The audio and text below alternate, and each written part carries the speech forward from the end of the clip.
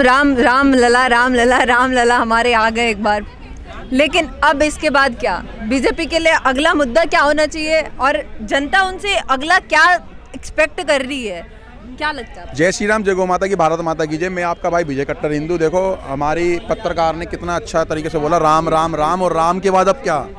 राम के बाद अब पूरे भारत को नहीं, पूरी दुनिया को पता है अब की बाद क्या।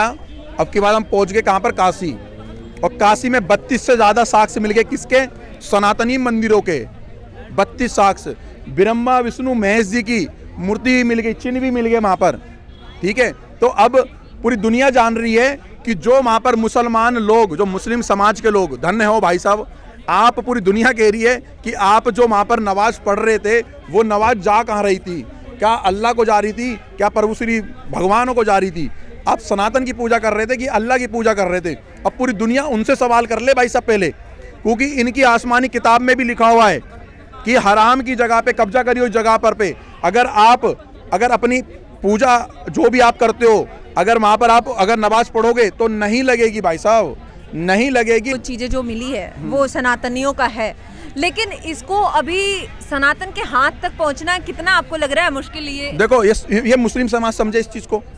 हमें तो पता है हमारे पास आने वाला है और जल्दी आने वाला है। अभी ये मत बनाना कि इसको आप कई स्टंट बना दो कि बीजेपी का स्टंट है, सरकार का स्टंट है, सरकार खेल रही है। ऐसा नहीं है। सरकार जो गद्दी पे बैठा हुआ है ना, इस देश को और इस देश के संविधान और इस देश की आईपीसी को तरीके से चला रहा है। अब ऐसे नहीं जो पहले से वो अंग्रेजों वाले रह गए थे, हाथ वाले, कौन सा हाथ, यहाँ बम फटा, वहाँ बम फटा, इधर बम फटा, तो सब में पता लगता ना हाथ है। वो कांग्रेसियों का हाथ, वो हाथ हट चुका है। अब हाथ नहीं है। अब ध्यान रखना। अब तुम लोग अब कहीं पर भी अपने देश के लोगों को ढंग से नहीं चलने दे रहे थे, धमकाते थे ये भाई साहब। लेकिन हम जाएंगे कोर्ट के फैसले के साथ ही ना, तो बिल्कुल उसका तो कोर्ट के फैसले पूरा इंतजार है जी। लेकिन मुसलमान समाज को भी सोचना चाहिए कि अब वहाँ पर साक्ष्य मिल चुके हैं। तो क्या मुसलमान समाज ऐसे ही आके आपको सौंप दे? क्या सौंप नहीं दे। मैं कहने चाह रहा हूँ वही बात। अब मुसलमान समाज को पूरी दुनिया में तो अपनी छवि खराब कर रखी है, लेकिन अगर भारत के अंदर अगर आपको अपनी छवि ठीक करनी है तो मुसलमान समाज, हमारे समाज, हिंदू समाज के साथ आकर के, और गंगा जमुना की तेजी और हिंदू मुस्लिम का भाईचारा आकर के कहीं पर बैठे, बड़ी पंचायत और बड़ी बैठक हो और वहां पर अपने ये दिखाएं, ये हमारे ज्ञान बाबरी के सबूत हैं, और हम दिखाएंगे ये हमारे सबूत हैं, हमारे जो ग्रंथों में 15,000 साल पहले लिख दिए गए। आप अपने दिखाओ 15 दिन पुराने, और हम 15,000 साल पहले दिखाएं। तो मुसलमान समाज को अगर हिंदू समाज के बीच में 110 करोड़ सनातनियों के बीच में अपनी छवि सही करनी है तो उनके लिए एक अच्छा मौका है। इससे अच्छा मौका भारत में अब नहीं आ सकता। आकर के खुद बैठे कोर्ट का फैसला या बाहर फैसला अगर हो जाए। लेकिन ओवैसी जी तो उसके अगेंस्ट अभी बोल चुके हैं। रिपोर्ट के कौन पूछ रहा है ओवैसी को? ओवैसी को कौन पूछ रहा है भाई साहब? मुसलमानों के मसीहा।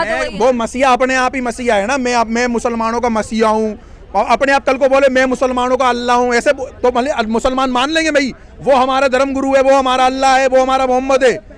ये ओवैसी नफरेती चिंटू जो 15 मिनट की धमकी देने वाला, उसका बड़ा भाई कहता जब योगी और मोदी चले जाएंगे तो सनातनियों में क्या लोहा कम हो जाएगा? अरे सोना बेच के लोहा भर रखा घर में हमने भी। हमें बेवकूफ समझ रखा। सनातन जाग चुका है, और अब सनातन जागा नहीं है, तेजी से जागा, तेजी से।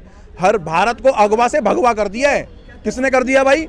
ये इतनी लंबी लड़ाई हम लोगों ने लड़ी, हम तो समझ रहे थे हमारे भाई हमारे भाई हमारे भाई। ये भाई नहीं, हमारे तो ये कसाई हैं। ये तो कसाई निकले ये लोग। आज ये लोग बोलते हैं हम ब्लैक डे बनाएंगे। तुम्हारे ब्लैक डे बनाने से हमारे यहाँ का हमारे घर में का चूल्हा बंद हो जाएगा?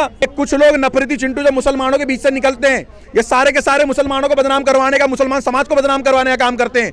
मैं मुसलमानों से हाथ जोड़ करके विनती कर रहा हूं, मैं आप लोगों से, इनकी गरवान पकड़ो, इनके कॉलर पकड़ो, इनके फट्टे लगाना चालू करो। ये कौन निकल रहे हैं आपके बीच में से? ये लोग ब्लैक डे बनाएंगे, ये करेंगे, वो करेंगे। मीरा रोड में जिन मुसलमानों ने मात्र सत्य हमारी बहन बेटी को जय श्री राम बोलने पे सर फाड़ दिया, कौन ही निकले मुसलमान समाज?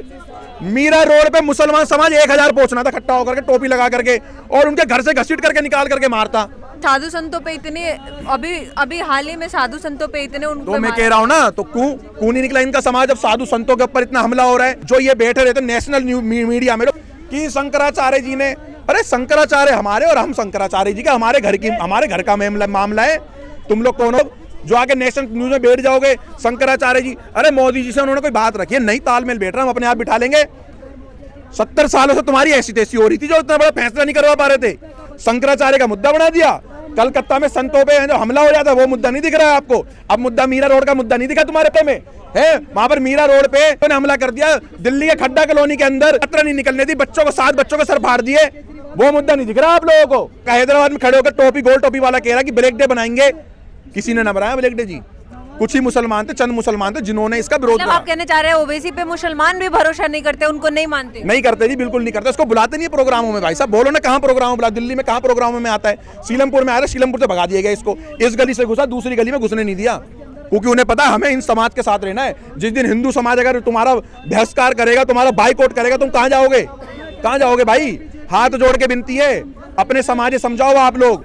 नफरती चिंटू, जामा मस्जिद और निजामुद्दीन जैसी दरगाहों पे दिए जलाए गए। ये लोग है कौन? ये लोग कहाँ से आते हैं? ये लोग